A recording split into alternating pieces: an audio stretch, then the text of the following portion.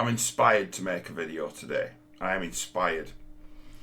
I discovered a record today that I'd never heard before in my life.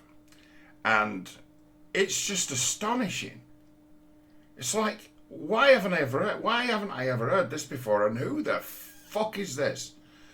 And I tracked it down, and it's Sparks. Now, I appreciate Sparks, but I appreciate their stuff from like 1973, 74. I'm not someone who really follows them. It's like, I'm making a video about Hunter Biden here, but I don't bother with advertising revenue anymore. It's absolutely pointless game, isn't it, to play as to where you kind of censor yourself, don't you?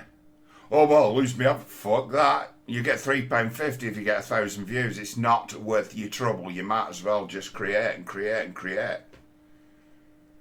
Switch on your mic, turn on your camera, and create. It's always been the way I've done it. I've learned years ago that I've always been doing it the right way. And that I was tapping into an art form just by improvising and saying what I mean to say. So it's like, I like my music, and I like the fact that I always discover new stuff. I have this closed off, oh, that's no good, that's no good, that's no good. And because I'm so cynical about music, when people say, hey, you really should listen to the Red Hot Chili Peppers, I'm like, fuck no. There's nothing new about that. There's nothing risky about that. They're not going to move me. I'm not going to get anything new out of that. Although I had a week last week of listening to practically nothing but UFO, and I enjoyed that too. But nothing like this.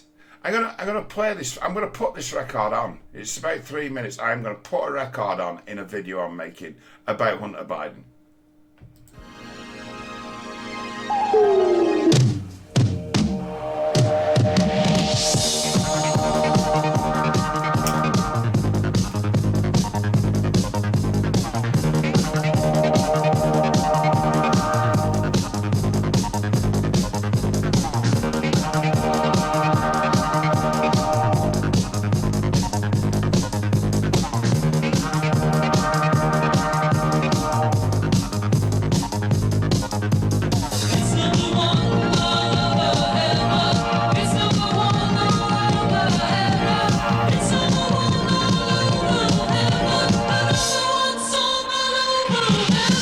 Stop here, right?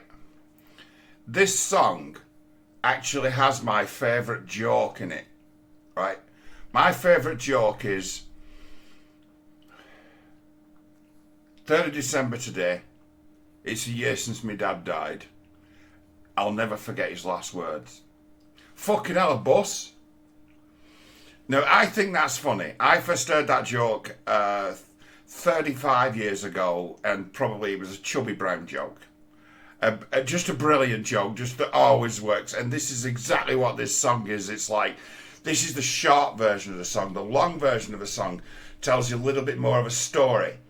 And it's like, this is the #1 song in heaven written by the Almighty. The first part of it. And then the second part of it is this. If you should die before you awake, if you should die while crossing the street,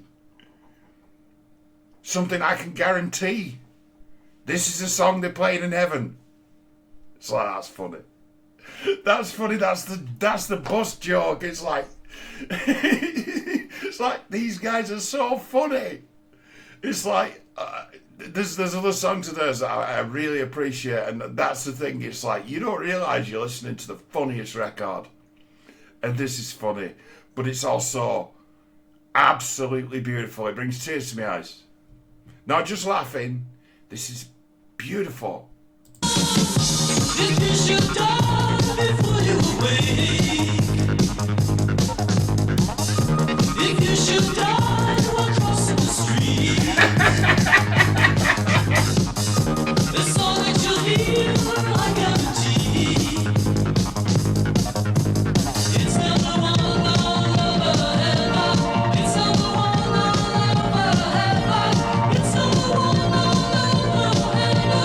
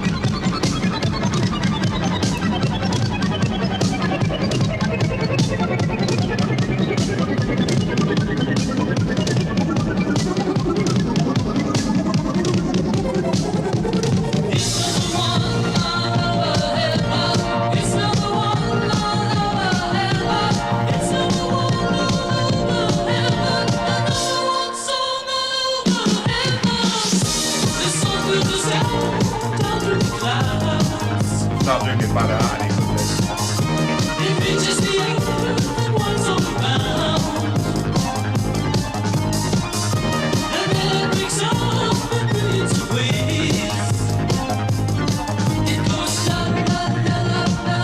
Of course it does.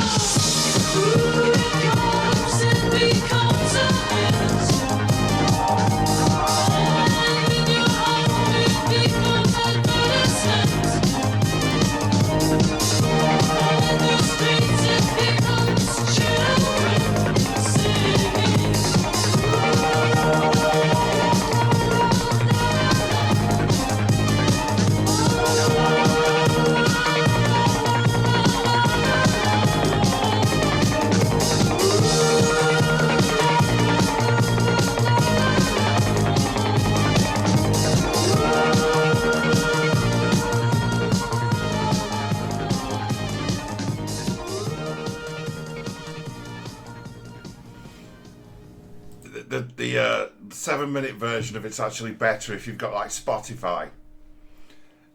The version of the album that's 3 minutes and 40 seconds or something.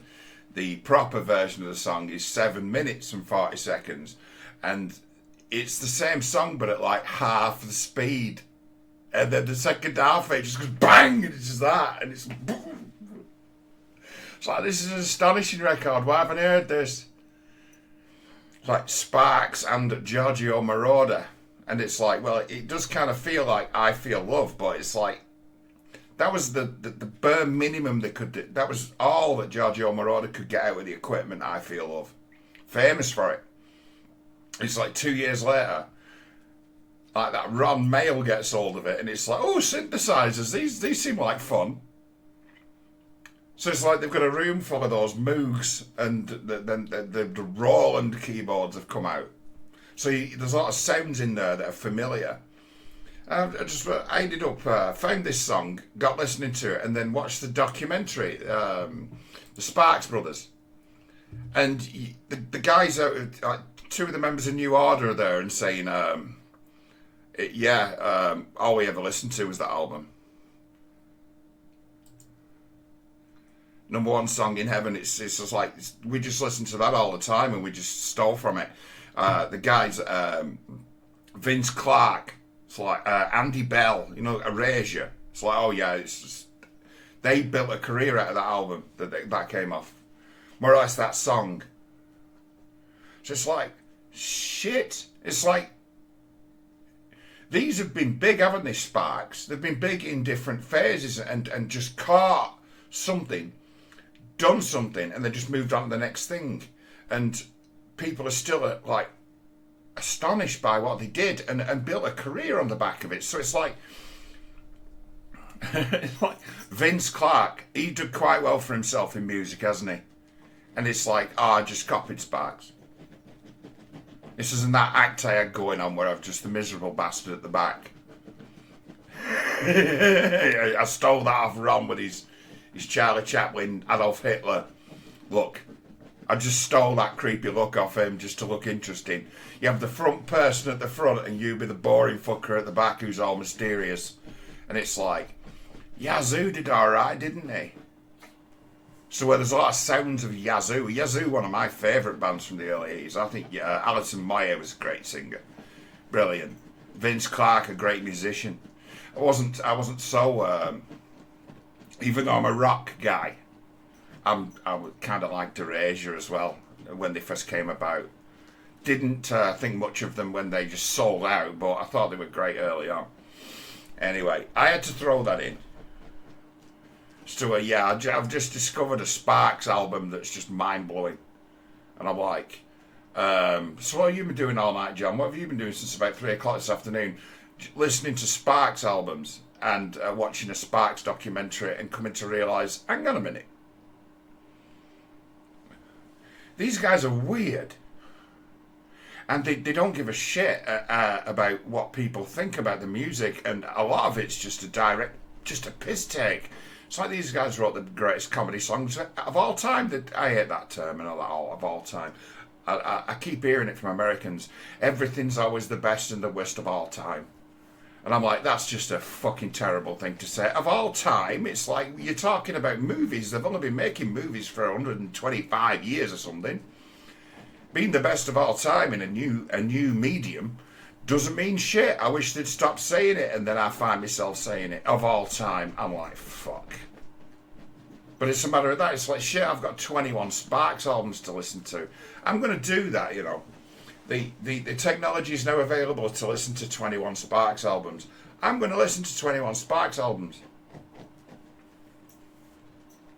I get the feeling I've really missed out on something. Now, ain't music great that you can do that? I mean, I was listening to UFO albums all last week, and I'm like, these guys are brilliant. Like, these guys are brilliant. And it's like, they've got right to be brilliant. They've got like Michael Schenker on the guitar, and he's like the younger brother of the leader of the Scorpions, Rudolf Schenker. Scorpions are my favourite band of all time. There you go, he does it again. It's like there wasn't enough room on the stage for Rudolf and Michael, so Michael went off and he came to England and started a band himself, and it'd be UFO, and it's like UFO. Iron Maiden are just a UFO cover band or a UFO rip-off band. They've started off as a UFO cover band. I'm not a big fan of Iron Maiden, but the things that Iron Maiden do that I like are just ripped off UFO, and it's like, how have I never heard of UFO until last week? So it's like, thank you, Internet, for the gift of music. It's like, I'm a massive music guy. I've always been a massive music guy. I'm into all sorts of things, but generally I tend to go back to what I know, which is metal, rock. But then it's a matter of, that's not the only music there is, you know. I've still never heard an Ed Sheeran record, and I've still never heard a Taylor Swift record, and I've only ever heard one Justin Bieber record. And I'm quite proud of that. These people today in music, where they're famous and they're big names, I haven't a fucking clue they are. And I think I'm quite happy keeping it that way. I think music's dead, but it's like creativity's never gone, is it? Creativity's always there. But then it's a matter of that. You've got these crazy guys, Sparks, who've done made 300 songs and appear to have pollinated the world of music in one way or another, been pioneers of all nature of different genres. But anyway, this is a video about Hunter Biden. Those of you who've watched my channel for a bit understand that I have got this kind of larger world holistic understanding of politics. I see certain patterns, and I've said it on quite a few occasions that the world, you could look at it as the way the world's been run for the last 10 years is the whole world's had to bend to protect one paedophile. That's how it seems. That's the shape of its corruption. That the whole world turns to keep one man out of prison. That's what it looks like to me. So it's like, where does this come from? Where do we start with this? Well, it wasn't Jeffrey Epstein, and it wasn't P. Diddy.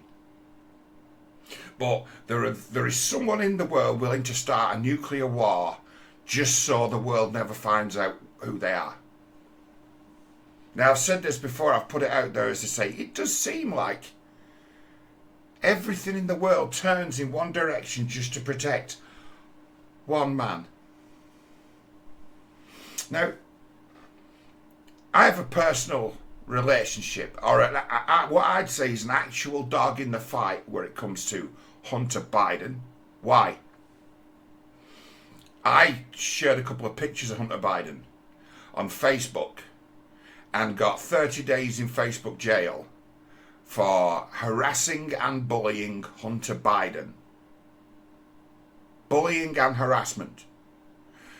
One picture of him smoking a crack pipe and the other one a picture that's all over the internet in the last couple of days of him and pretty much a child who would have been his girlfriend of the time, the prostitute he was seeing.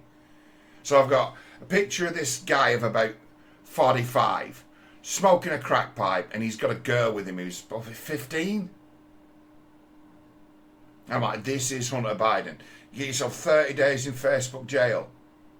I've got a permanent strike on my YouTube channel that to get rid of I have to take some kind of training course because I questioned the legitimacy of the result of the 2020 presidential election. Now, that's almost passé now because you look at the last election and something like 18 million voters have gone missing. And they be 18 million voters that did not fucking exist. They didn't even know they'd voted, most of them, in that last election that saw Joe Biden get in. I've been someone who's been following this situation with the Ukraine for over 10 years. First time I took an interest in the Ukraine, I was sat on a train platform, Manchester Piccadilly, reading The Guardian when you go and buy it, and it's fucking massive and you have to fold it out and you sit there, and I had something like 40 minutes to wait for a train one day, and I ended up reading this great big 2-page in-depth analysis of the situation in Ukraine, where the Guardian of the time wasn't the Guardian of today, and the written Guardian, the printed Guardian, was a lot more sensible than it now is. I mean, I used to like, my favourite writer for the Guardian at the time was Glenn Greenwald. Glenn Greenwald is still a brilliant journalist. He's out there now, but he's on Rumble, isn't he? He's been cancelled. He's on Rumble. That's where you find Glenn Greenwald now, on Twitter and on Rumble. And I mean, it's like, as much as I have got a big skepticism of the LGBTQP plus community having some kind of authority, doesn't mean that amongst those, that great big homogenous group, there isn't some brilliant people. Glenn Greenwald is a great man, and he's the gayest guy in the world, the campest fellow you'll ever come across. But I tell you what, a determined fucker, the likes of which that you just don't see his level of bravery in journalism anymore. And he was the best writer in the Guardian. He was the guy to go to when you wanted to read where someone was actually hitting it head on. And it was like Glenn Greenwald at the time, best journalist at the Guardian. I'm reading this great big in-depth article about what was going on in Ukraine, and this would be 2009, and they're talking about oligarchs being in control of the politics, and pointing to the fact that these people who were running Ukraine were the sons and daughters of the old Communist Party elite. They'd become billionaires. They'd become an oligarchy. And it's a matter of the thing that was being pointed to, it's like, it doesn't matter who you vote for, you always vote the old regime back into power.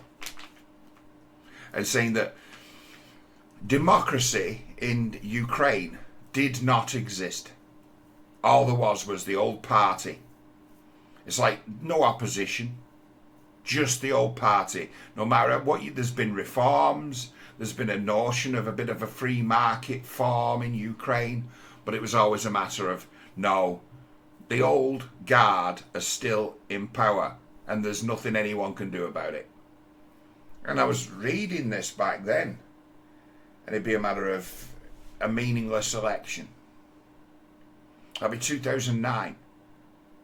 So from then on, I start to keep a sharp look at this, and it's like, the old party tried to give itself a bit of a facelift. Bring in some women, bring in some diversity, do all that. They tried to give themselves a facelift. And then it came to the election after that. They brought in someone who had an idea as to where the world was turning. As to where they brought someone in who was going to make that place closer to Russia, so it'd be able to benefit from the massive gains that the Russians were making in selling oil on the open market. One of the best things that ever happened to Russia was when the Cold War ended and it was able to trade its raw materials with the West because they had them in abundance. That's where you get guys going from being like Roman Abramovich, a forward-looking guy who was one of the first people to set up a private company. And then there was this crazy thing they did in Russia where they gave every citizen shares in the nationalised industries. Just basically that was the way of breaking down, because everything was state-owned. They gave it all away in like share certificates. And then there were those then who were able to get access to a lot of American money, dollars. It'd be a CIA thing. Who were able to buy these certificates from members of the general public for very little money. Because at the same time, a great deal of them found themselves out of work. So you got these new Russian oligarchs come about, and they were new blood. Roman Abramovich was something like a corporal in the army who's now a billionaire. Why? He had access to American dollars one way or another. So he had a sponsor, he had a backer, and it's just a guaranteed thing that they were just like deep state Western. Who started these guys off in business, who gave them their start. And it's like years later, those people who gave these oligarchs their start are like, hey, where's mine? I know something about you. I can pull the rug from under you. I own you. You'd be nothing without me. And they'd be right.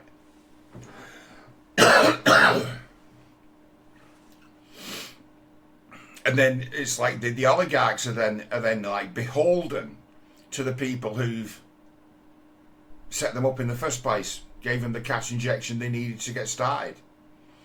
And then there'll be about 10-year period where one by one Putin has kicked every single one of them out of the country. Got rid of them. Why? Because they were owned by the CIA.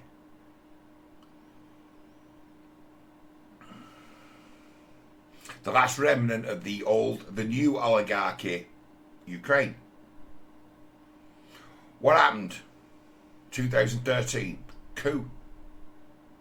And it was like a minority coup against a popular vote who'd voted for a candidate who wanted closer ties to Russia to get on this train of all this money being made out of these natural resources, where it's just bringing in lots of money, lots of revenue, lots of jobs, lots of tax income. And then the poor people of Ukraine suddenly become a commodity as a consumer market. See, that's the thing they're fighting over. There's these dicks who keep saying that Putin wants to take over Europe. He's got ambitions to take Poland. And it's like, no, it's like he wants them as customers. He wants that consumer market. And that's what they're fighting for. Energy consumer markets. That's what it's been about from the start. I mean, I could have told you that any stage of the game. That's what it's about. It's about who gets to sell this population and that country's population, and then certainly Germany, who gets to provide their energy. That's what we've found ourselves at war over. Who gets to have these people as customers? Customers are far better than enemies. Customers are great. Customers get what they want at a cheap price because Russia have got more fucking oil than, well, they've got probably the biggest oil reserves in the world, Russia. And the technology and means to get to it cheaply as possible. They've got the right partnerships with the American companies, your Baker Hughes, your Halliburtons. They've got the equipment, they've got the technology, they can get that stuff out of the ground very, very cheaply. And actually not cause too much disruption, because the size of the landmass, it's like anywhere you start banging around with ground sonar in the steppe. It's a big old place, Russia. You're going to find something that's marketable. It's not just all rock. They've got mineral reserves to last forever. All that bullshit that goes on where all the little kids working in mines in Africa to find the cobalt needed to make the more advanced batteries. It's like Russia haven't got that kind of supply problem. It's like we should just buy all our rare earth minerals from the Russians. Let them dig it out. Let them strip mine it out. They've got room for it. In an ideal world, we'd be in partnership with the Russians for cheap energy, rare earth minerals. We'd be well on our way to doing whatever we wanted to do if we were in partnership with the Russians, to be their customers. And trade is the end of war. There is absolutely no... That's the thing. It's like, I'm looking at this... I think like an economist does.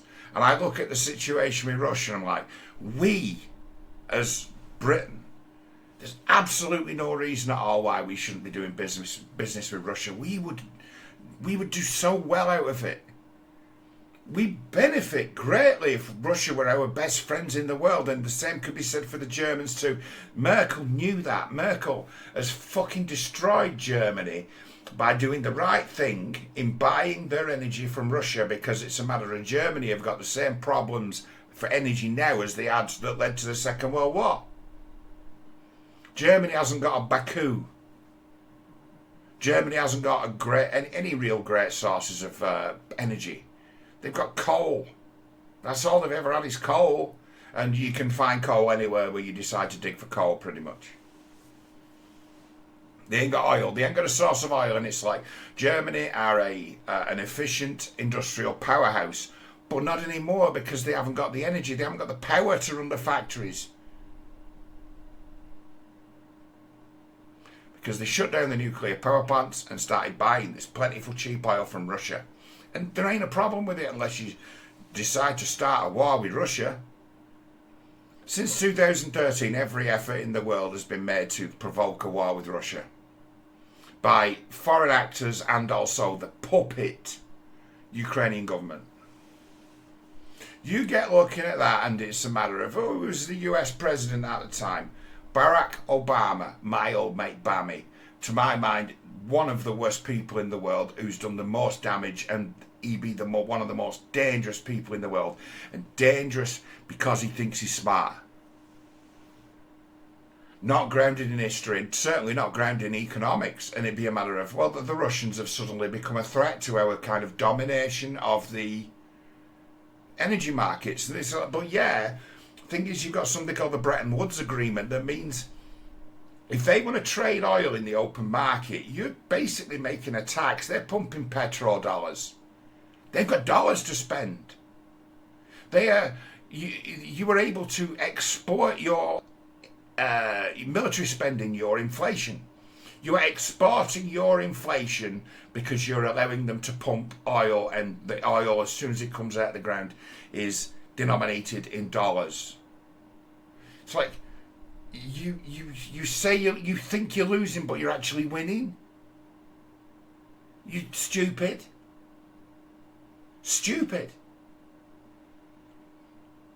And it's like, you get it where the Russians would be selling oil to China, but the oil they're selling is in a dollar denomination. That's why the US can have such an incredible national debt, because there's so many dollars being, in essence, just pumped out of the ground because of the Bretton Woods Agreement.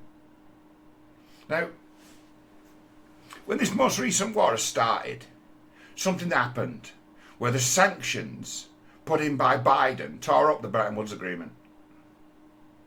Suddenly,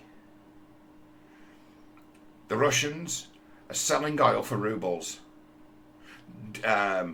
Ridiculous notions that sanctions on them selling their oil might bankrupt their economy. It's like, no, it won't. Why should it?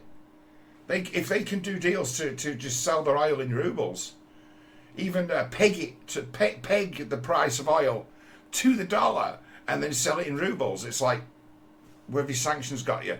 Russia's economy now is as strong as it was when it entered the war. They've even made new deals. You've got it where Imran Khan, right? There's a lot of trouble going on in Pakistan at the minute about Imran Khan and him being jailed. The reason Imran Khan was jailed is because he was friendly with Putin and was ready to do a deal with Putin to start buying oil for rubles. The US owns Pakistan because of all the hush money and bribes they've paid. from when the war in Afghanistan were going on. They used to pay billions in bribes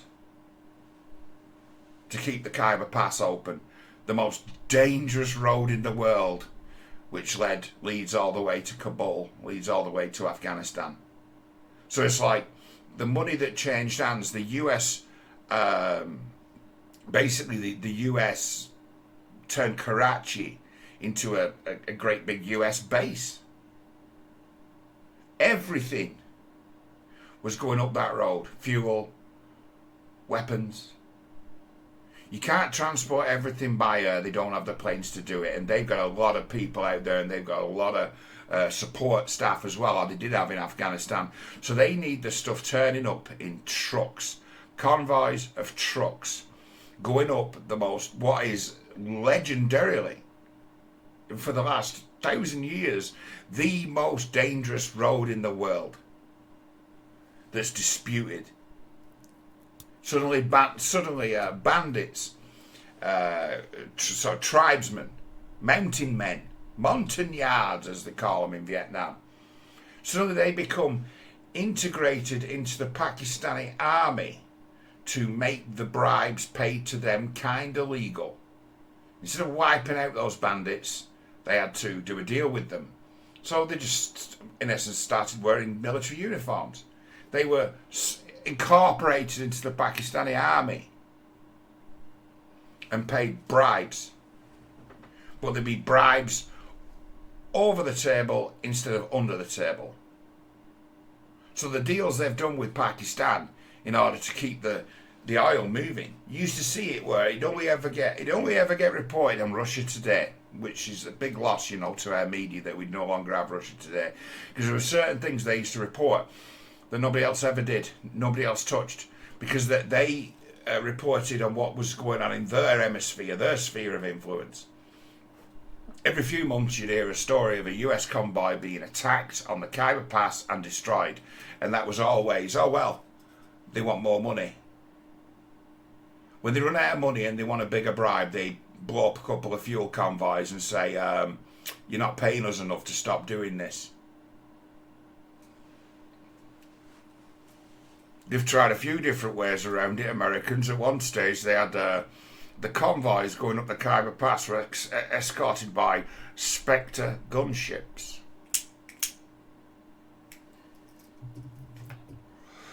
Until that became too expensive and they worked out it were cheaper just to carry on bribing them. So you got it where Biden completely, he broke his word. He basically broke the deal that Trump had done with the Taliban, which was a satisfactory deal, which would have meant that the US kept Bagram Air Force Base forever. And because they were just holding an Air Force base, they could just hold it like it were Dien Bien Phu. They could just resupply it by air. Bagram gives you the ability to bomb China. Bagram gives you the ability to completely control Afghanistan. It was built by the Russians. Why is it so great? Because you can see like 30 miles in every direction around it, because it's on a completely flat plane. It's completely controlled. Guy with telescope can see all of it. And that's why it's so valuable. Biden abandoned that when he pulled out and left all the equipment behind. This really happened. They did a deal to come out on a certain date, and then they decided to delay it because they wanted to have some kind of PR stunt. This is true, this happened. They wanted to have a PR stunt that they were going to pull out on 9/11 so Biden can say, look, I've ended the war on terror.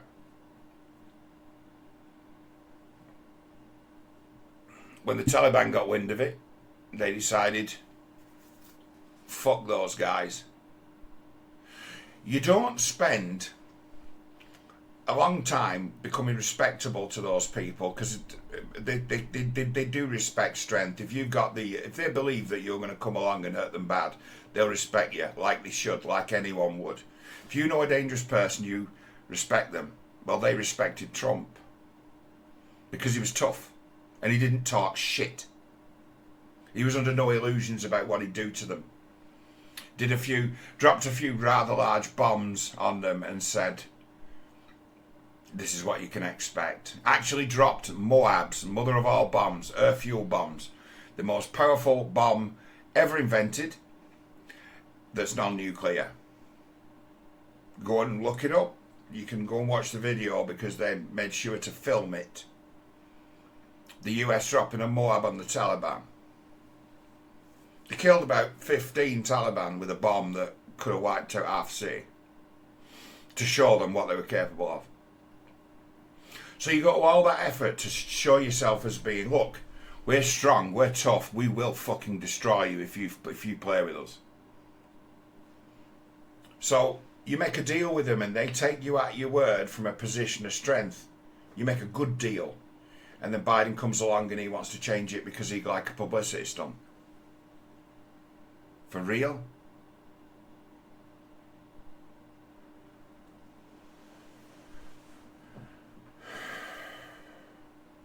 So you've had the Afghan war become a $1 trillion joke.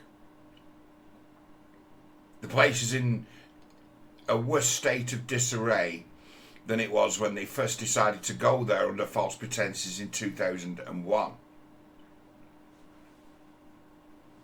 But now they're not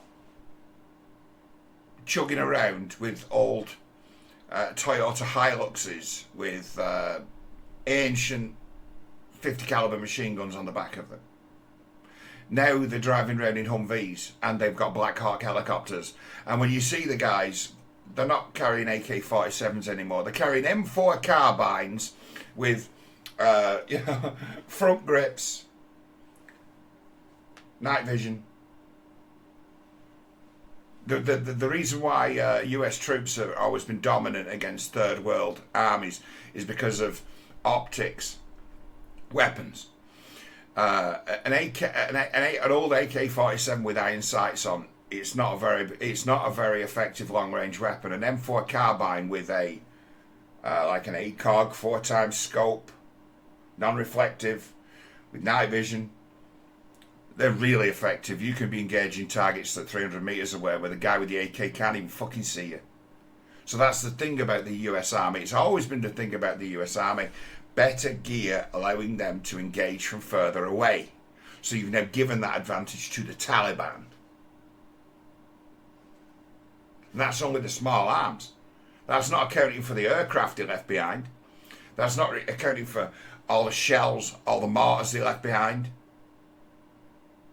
They left them all the equipment that was left behind for the so-called Afghan army. You think those guys are going to fight against the Taliban when the Taliban are everywhere and know where they fucking live? Do you think they're actually going to fight the Taliban when they decide to make a move? Like fuck they are. They surrendered and dropped their equipment and went home. That army that spent all that money training in Afghanistan. Who did this? Oh, Biden did, with his Blinken and Jake Sullivan. Now, Blinken and Jake Sullivan I've known about for a decade, and Jake Sullivan strikes me as one of the most idiotic people I've ever heard give a public speech. He's like so one-dimensional and boring. He's like a slightly younger version of Keir Starmer. He thinks he knows and that's what we're going to do. He's that guy. He's a fucking idiot. And it's been these guys, fools at the State Department, who've contrived to fuck that up completely. It's like, why? Well, the Biden administration wanted a publicity stunt, didn't they?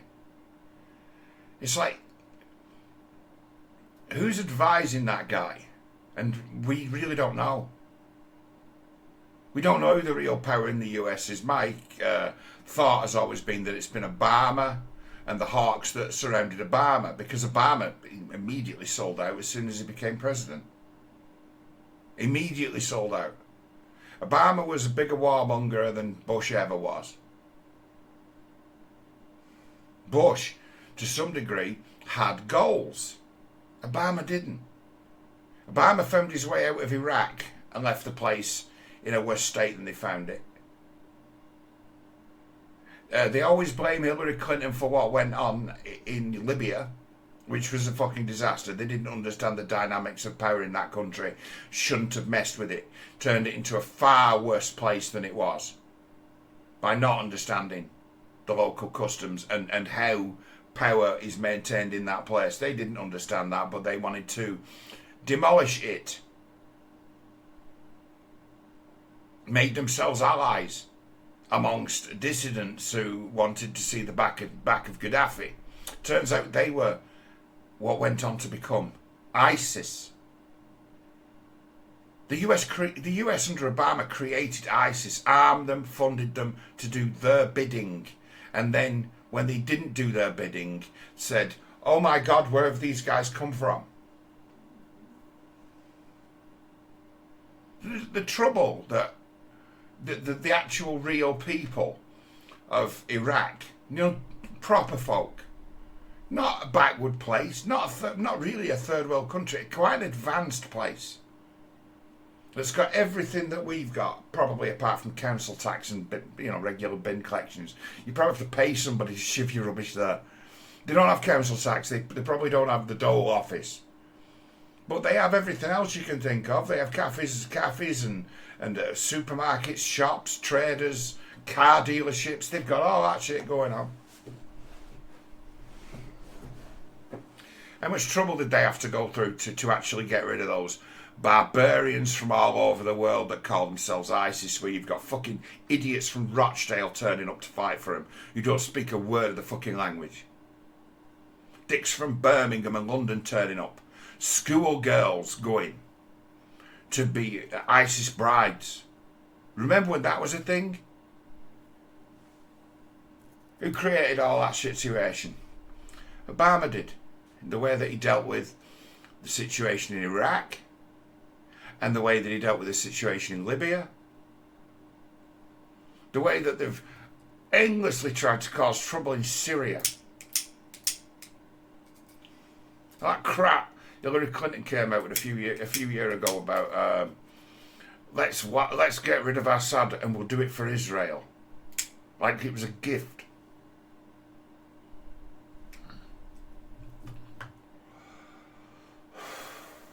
Enabled a load of marauders. It's like the thing is with ISIS. ISIS weren't backed by Iran. They weren't Hezbollah.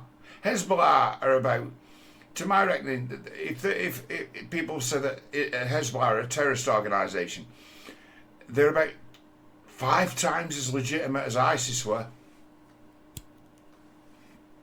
If I had a choice between ISIS and Hezbollah, I'd be like, "Hey guys, how are you, brother? How are you, Hezbollah?" The trouble that they've caused in the Middle East under Obama, and then when Trump comes in, I was steadfast anti-American for years. That's why I am pally these days with George Galloway.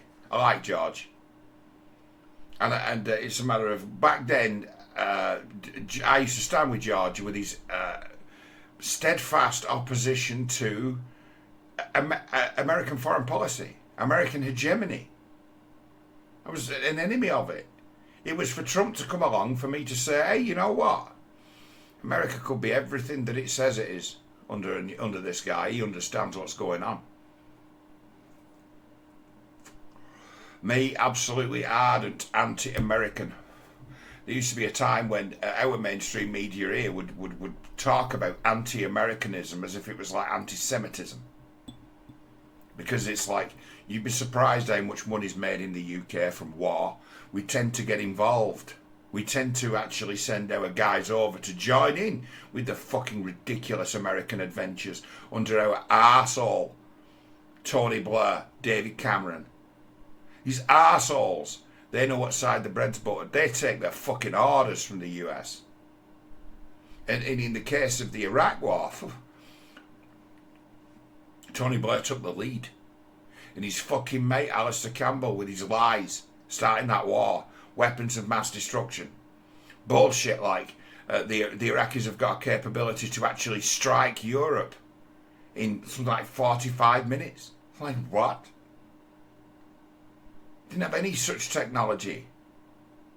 They made it all up to make an excuse. And it's a matter of, if you're in the oil business, you can make money by stopping a country producing. Not just by producing more. If you can stop a country producing, you can force up the price of oil and you make more money. You make fortunes. So going to war with an oil-rich country like Iraq, you just stop them exporting and suddenly your oil's going for more money. It shortens the supply. Everybody makes money out of a war against these oil-producing nations. Everybody makes money. I understand this. I've had some rather good teachers at the economics of war. Who are my teachers on the economics of war? George Galloway, Julian Assange. I am very much a man of the left, a man of the old left, a man of the anti-war left. I was a paid-up member of the Stop the War Coalition. Did not turn up for the Million Man March in London because it didn't do any good anyway. I was too busy driving around the country and earning myself a wage at that stage. But I do remember once turning up for a respect meeting in Rochdale, a party meeting, and there were 3 of us there. 3. There's only 3 of us. 3? George came back to Rochdale in 2023, and the first meeting he called, he had 350 people there. Where back when I was, when I was sniffing around it in like 2004, 5, there were 3 of us. Now there's 350.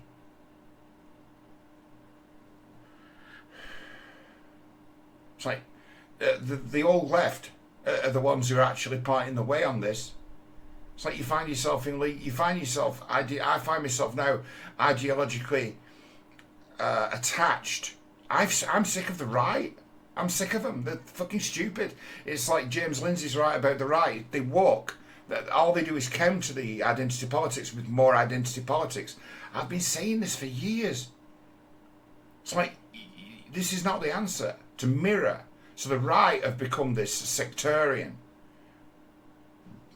bubble, blob. I've known for a decade that what we would call the alternate media is a clique designed to line the pockets and also fill the beds of certain influencers who certain internet elites get the say-so as to who gets to be a thing. As to where right-wing commentators on your social media platforms who found themselves deplatformed, it wasn't the left who went for them, it was the right that wiped out the competition. It's like, we are fucked. I get it. So now I'm allied with the guys I were allied with back in 2009.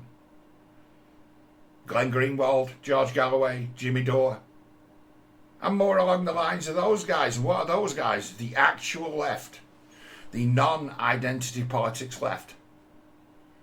So I've gone from being... the thing is, the old left is now far right.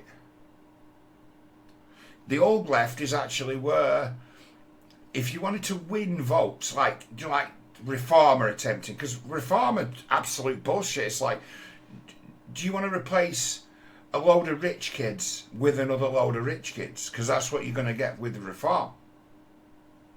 Just a changing of the rich kid. And they haven't got answers to anything. Where it's a matter of the remnant of the old left still around. The remnant.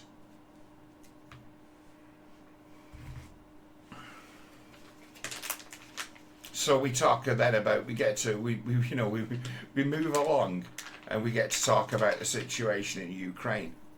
A ridiculous notion that Ukraine actually go to war with Russia. It's like, what are you playing at? People have been saying to me from the start, oh, you're a Putin apologist. It's like, am I? It's like, What hope has the Ukraine got in a conventional war against Russia? And I can sit here and I could do it when the war started. I could sit here for half an hour and make the case and have predicted everything that's happened in this war. Go back on my channel, because my channel, I've purged it a few times, as we all know.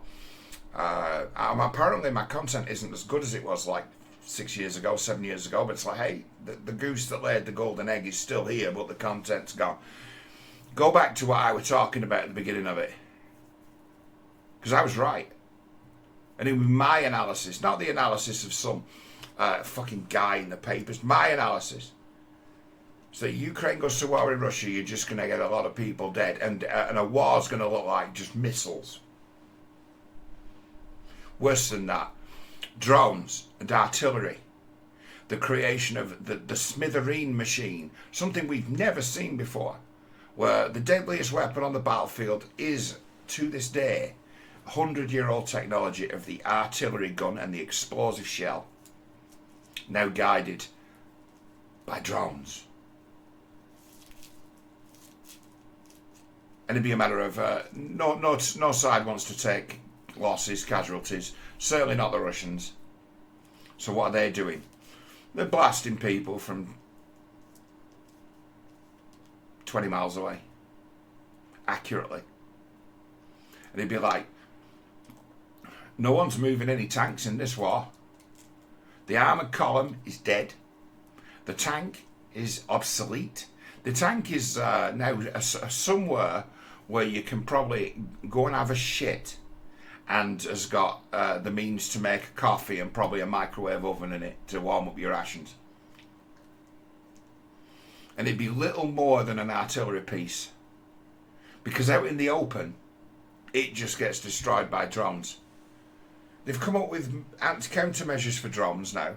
They're able to jam them to a certain degree, and they've also started to erect great big cages around the tanks to stop those little incendiary drones from being able to destroy a tank. Remember, I used to do hangouts, used to talk to Wayne quite a bit. He bought a drone when they were quite new. And I says to him, suss out how to get some thermite going in it. Why? It's like, well, they'd be like the greatest weapon that the arsonist could ever ask for, the drone. Arsonist. It's like you need thermite, white phosphorus, and build the incendiary drone. Half joking, but it'd be an engineering possibility. I'm not saying I invented the incendiary drone. I'm saying somebody would do, because it's absolutely inevitable that they would. The incendiary suicide drone, making the tank obsolete. And what are the Ukrainians asking for, and what were the Ukrainians sent by way of military aid from the West? Oh, Jaguar tanks from Germany, M1 Abrams from the US, and whatever piece of crap we're peddling as a tank at the minute. Is it the Challenger 2? British tanks? They've not fared very well. They've just become places for people to die or else get fucking stranded with no means to brew up. Nowhere to take a shit.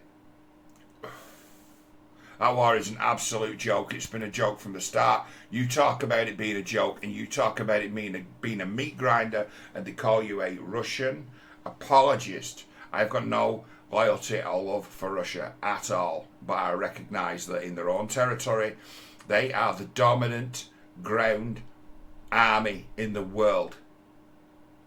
In the same way as if you were to fuck around 500 miles south, you wouldn't want to go to war with Turkey. Why?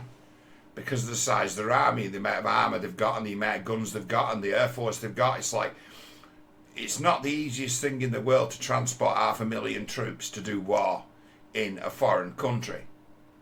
We haven't got the means anymore. No country have got the means to deliver that number of troops, not even the US. To send troops to Ukraine you'd face the same problem. If you wanted to get troops into Ukraine, where would you want to take them? Sevastopol. Sevastopol's held by the Russians. What about Odessa? No, you're not getting in there either. Where would you land your troops? Or would you have them all drive through Europe to get there, and it's a matter of they turn up in the end in such small numbers that they wouldn't make a difference at all. There'd just be more smithereens for the smithereen machines. They're talking about halfway through next year they'll have Ukrainian pilots. Still talking about this. They'll have Ukrainian pilots trained to fly the F-16, a third generation jet fighter from the 1970s that's not got any capabilities to withstand the S-400 air defence system as any other plane. Anything you put in the air against the Russians, you fucking lose. They know this. That's why helicopters have not been used in this. Helicopters are all mothballed. Even the Russians have stopped using air power. Why? Because the Ukrainian have got their own. They've got S300, which is almost as good. It's just got less ability, just less detection, less. It hasn't got the point defence weapons that the S400 system's got. But they've got the S300, which is like a stripped down version of the S400. So it's like the Russians were finding themselves losing low level jets. They were finding themselves losing helicopters, so they just stopped using them. And what did they then switch to? Guns.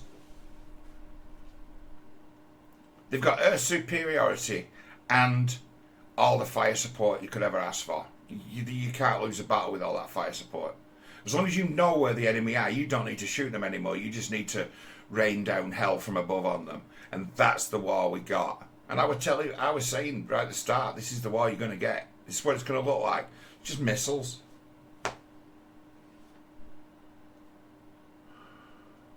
Ukraine were absolutely insane to go to war with Russia. They should have surrendered. The Russians thought they were going to when they pressed into the territory very deeply at the start and ended up losing God knows how many tanks, God knows how many. But they sent their old gear first. It was like a forlorn hope. It was like, we're sending a little attack to give our enemies a chance to surrender. A forlorn hope. Go and look what it is. It's a siege tactic. Like a small stage, a small scale suicide attack where you're only going to send one company of men. But they see the one company of men coming and they obviously are given a chance to surrender. It's a good way of, if you don't know what the situation is in the besieged place, maybe they've got their own turncoats, maybe they've got no stomach for this, maybe they've got an ammunition problem we don't know about, maybe they're running out of food, so you send a forlorn hope attack. And if those guys get rinsed out, killed, you know, okay, that tells us something about our enemy. This is from siege warfare. This is an old notion, the forlorn hope. The first attack by Russia into Ukraine was a forlorn hope. They hoped that it might trigger a coup where the military would take out Zelensky. And it just didn't work. And Putin is still, if you believe reports of what people are saying, he's still shocked that they didn't surrender, that there wasn't a coup, that the military didn't refuse to fight the Russian army. They fought them. It's like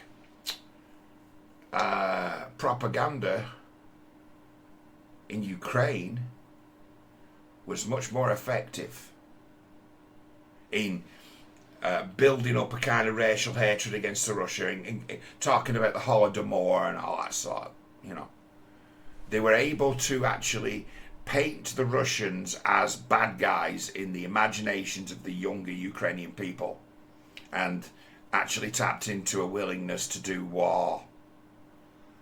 So it's like, what's been done to the Ukrainian people? And it'd be like, well, over a period of 10 years, they've been completely propagandized against the Russians. They've been educated to cut off their nose to spite their face. It's not something I expected to see, to be honest. I actually thought that the move that the Russians made to just push, just to hit the roads and just try to drive to Kiev was the right way of going about it. And it turns out that I'm still surprised to this day that the Ukrainians actually engaged them. Why did the Ukrainians engage them? Well, certain assurances were made by the likes of Boris Johnson and Joe Biden that they would be supported. And they have been. But the Ukraine now is, their entire economy is now dependent on US aid. A lot of that money that got sent to the Ukraine went to paying the wages of government workers.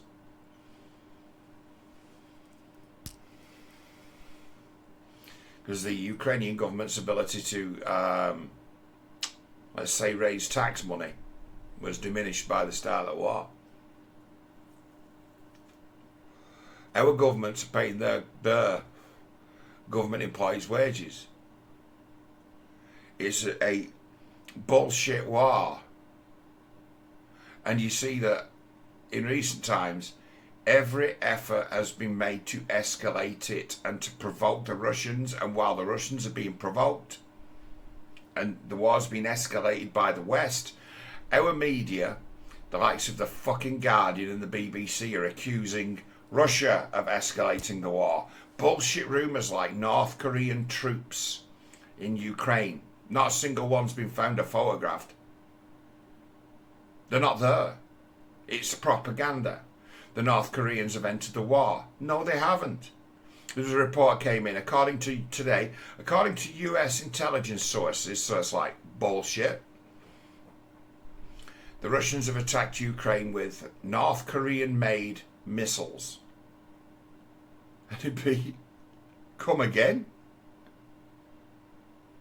The Russians are better at building missiles than any other country in the world. I reckon the Russians could probably outproduce the entire world in where it comes to missiles. They were always better at that technology.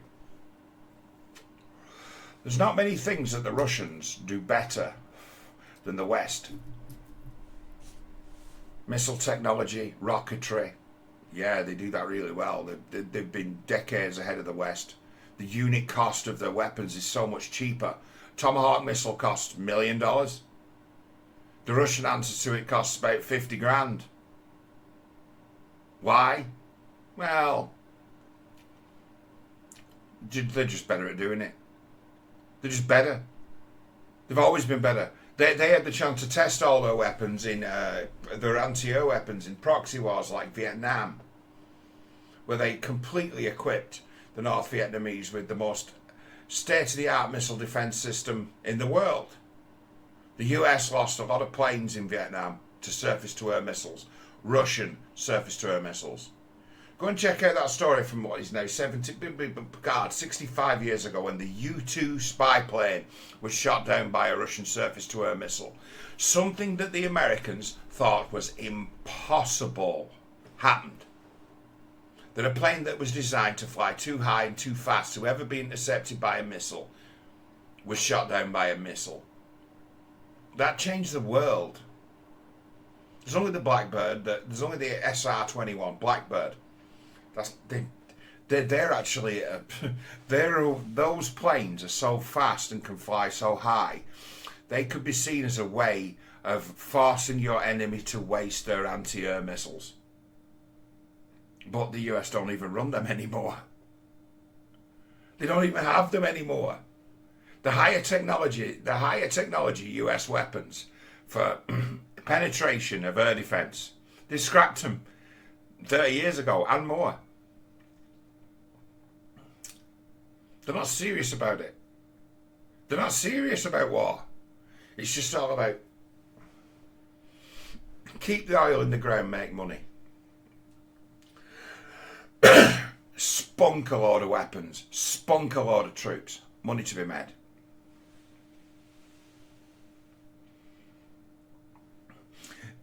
Joe Biden giving his son a pardon for everything he's done in the last 10 years covers the tracks on what has been probably the biggest money making and money laundering exercise ever. And now it's plain to see. It goes round in one great big circle.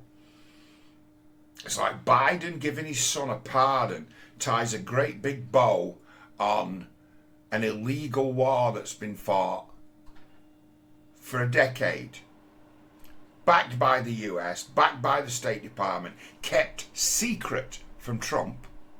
When Trump tried to investigate what was going on in the Ukraine, they tried to impeach him. In fact, they did. They impeached him. It's just goes full circle. The deep state, backed by the Democrats and certain Republicans, they're just gangsters. They are. And the US is the most corrupt, dishonest country in the world. And now it's proven. But Hunter Biden is, I don't think even that, you know, they've just found things, token things to charge him with. Fucking up his tax returns. Applying for a gun when he was a drug addict. These are nothing compared to his actual crimes. Absolutely nothing. It's a limited hangout. They just found a few small things where it's like, well, we can say it's that. We can say it's that. He's the bagman for the Biden side of the fiddle. Probably the entire bullshit establishment, the entire sort of deep state partnership with the Ukraine's been run through him as the point man. Why? Well, junkies are really easy people to control because you've always got the goods on them. You can make them do whatever you want them to under threat of being exposed as, well, we've got your laptop. Everyone's seen the pictures on the laptop. Everyone's seen the videos. If you wanted to go and find it, you can go and watch it all. You can go and find it all. That was given to the FBI and the Department of Justice. Didn't it just suddenly become leverage as to, we own you? We can say it's about some little piddling things, but it's a matter of, no, we own you, Joe. You do as we say, Joe. Otherwise, we're going to say this thing exists because we've got it in our possession. This bullshit pardon going back 10 years, it just validates everything I've just said, been talking about. How long have I been talking about other than talking about sparks here? An hour? It justifies and says, John, you know, you're right. Your analysis is correct. It's tied a great big bow on the biggest money laundering scheme in the world, and it's a matter of the Russians, this is my opinion, will show a load of restraint, just waiting for Trump to come along and just talk to them. Once Trump knows what the Russians know, the war's over.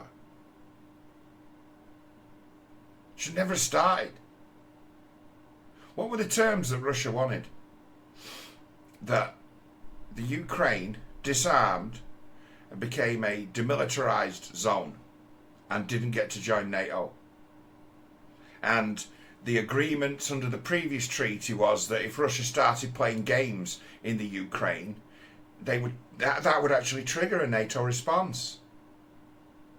The co-signers of the old Minsk agreement were Germany and France. They had a good deal on the table. And it was, what do they call it, the Russians? Denazification is what they call this Ukraine war. You think they might be telling the truth? I think so. I think they were always on the level. I think they were always on the level. They were always a reliable partner, because how does Russia win? How does the world win? Russia has lots of cheap gas and oil. Europe become their customers. And there'd be no question of embargoes. There'd be no question of strong arm tactics. Everyone's making money. No one's going to fuck with that action. Well, I'll tell you, that action's been fucked with. We can't have Russia become so strong. What? Trading? There's no peace is bullshit, you know, the word peace. It's just a word we say that's got a flowery connotation. The answer to war is always commerce. The answer to war is always trade. You turn your enemy into a trading partner and suddenly you become codependent. And that'd be a good thing. That'd be a guarantee of peace and plenty. That's what we want to see, but that's the thing that our establishments are the most afraid of. Why are you afraid of Russia? All they want to do is make you a good customer of theirs, in the same way as you can make them a good customer of yours. Why are you so afraid of them? Why have you destroyed the Bretton Woods Agreement that made it so that the US would be able to export their inflation through petrodollars? Export their inflation. It doesn't matter how much they borrow from the central bank. There's more and more and more dollars pumping out. Dollar gets devalued. It just fucks everyone who trades oil. What does the US do in return for that petrodollar domination? They guarantee the security of the seas. Trump understands this. I understand this. David Lammy does not. Anthony Blinken does not. Jake Sullivan does not. Hillary Clinton never did. It's like there's a reason why it works. There's a reason why smarter people in the past did these deals and put these situations in place. And then it's always small-minded fools like the Dulles brothers, the CIA of the 1950s, who were dumb as shit but powerful, that stoke the flames of these wars. Although the old Russia, they've got a lot to answer for too. A lot to answer for, because they saw their fuel, their energy security as a weapon, and they did everything they could to stoke wars in the Middle East. Every Israel-Arabic war has always been a Cold War proxy, and they bullshit and make it about religion and cultural difference when it isn't. It's a Cold War proxy. We're still fighting in the Middle East Cold War proxies. They've got out of control and become about something else. Become about bad blood as opposed to oil. It's like, could the Hunter Biden pardon be the first stone of the fucking avalanche of truth, where people come to the table with what they fucking know? It'd be, maybe. It's like, but are people ready to listen to it? And the way I've lost faith in both left and right, that have in essence set upon each other, both playing the same idiotic games of us and them, and just made it all about immigration and the like. No nearer to, it's a different story altogether. There's too many people in Labour heartland that make money out of immigration for them to ever consider stopping it. There's too many people making money out of it, and too many people that are up to the necks in the Labour Party with their membership cards and their seats on the council and positions as MP. Too many slum landlords making too much money to ever cut that supply off. It's like the man who can get planning permission from his local Labour council is a man who's got the ability to print infinite amounts of money, as long as there's people coming across their channel in boats. And that's a reality that no one's talking about. You won't get that level of truth from the fucking Reform Party. They're not willing to say it. But guys like me, and guys like Rad Jamia over in Oldham, who does he does a better job in Oldham than I'd try to do in Rochdale, of informing people as to what's going on. We know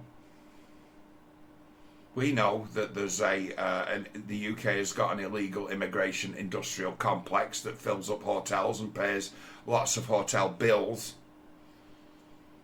And the real killer is the housing benefit, going straight into the pockets of the private landlords who are housing all these extra people.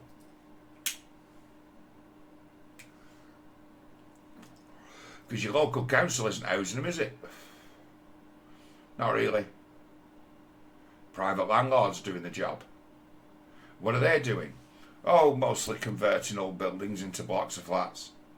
And these blocks of flats never get advertised on the open market, so they never produce they never lessen scarcity in the market to bring down the price of rent, because they've always got people to fill them, and they're just getting filled with illegal immigrants.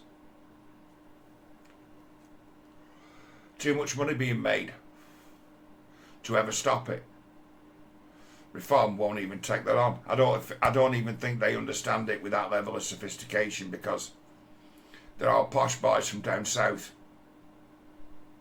Reform Party candidate in Rochdale, never even ever seen a photo of him. He could be a non-person, hasn't got a social media presence, can't be found. But he got 7,000 fucking votes in a general election and didn't campaign.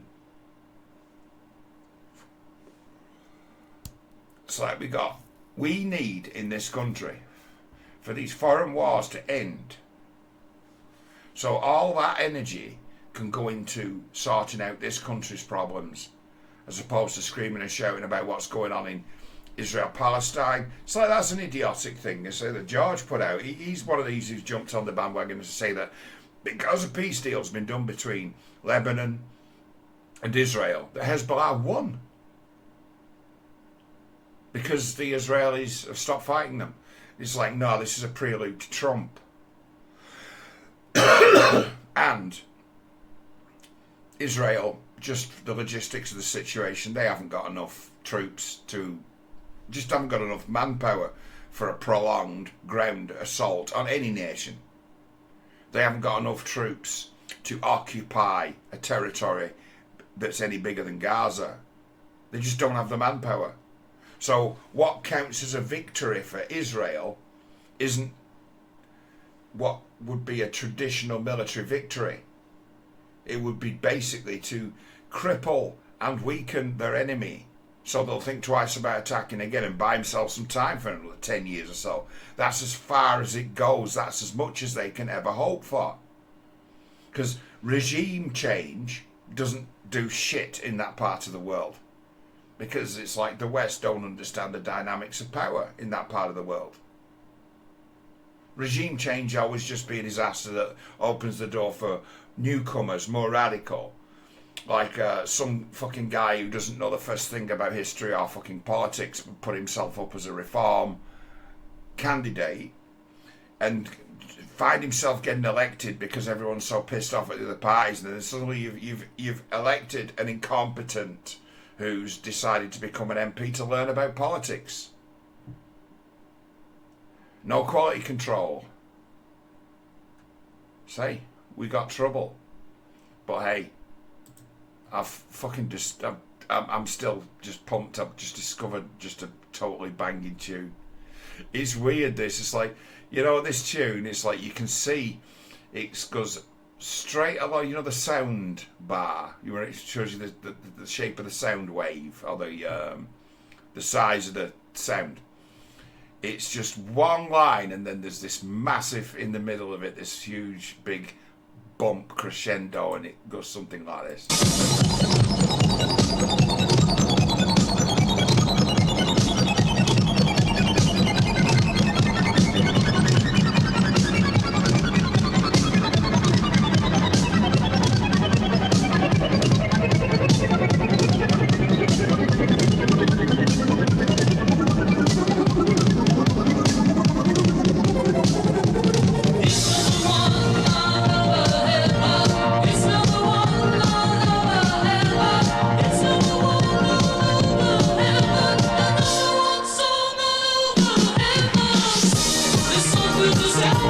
Down to the cloud.